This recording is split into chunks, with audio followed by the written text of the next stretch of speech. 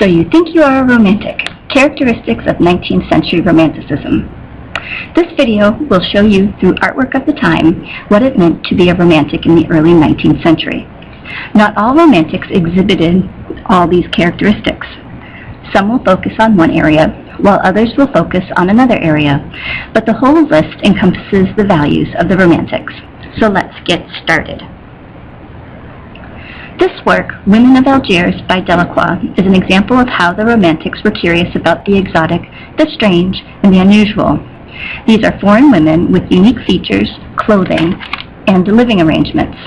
They even had a unique pastime. This next piece is a good example of how the romantics loved the beauty of untamed nature. Characteristic number 2. Bingham's fur traders descending the Missouri shows how these two people and their cat are just part of the bigger, untamed wilderness. We can imagine these two travelers passing the time by telling stories from their childhood or singing songs that they were accustomed to. This would be characteristic number 3, valuing folk traditions, music, and stories. Romantics also idealized the past as a simpler time. This is characteristic number 4.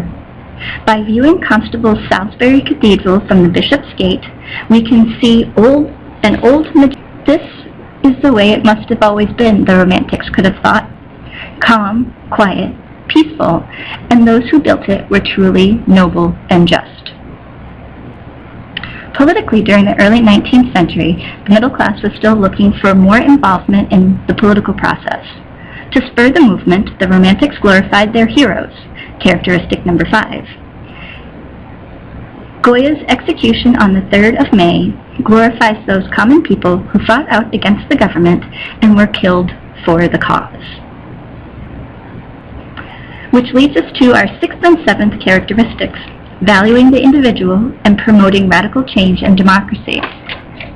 The People in Liberty Leading the People by Delacroix are common people coming together to demand the rights and freedoms they deserve now, not 10 years from now.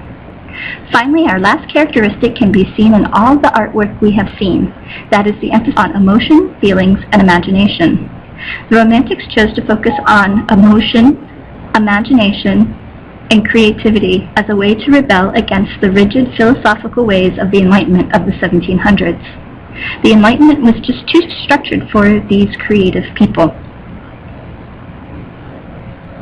So are you a romantic? A 19th century romantic, that is? That wraps up this review of the 8 characteristics of being a 19th century romantic.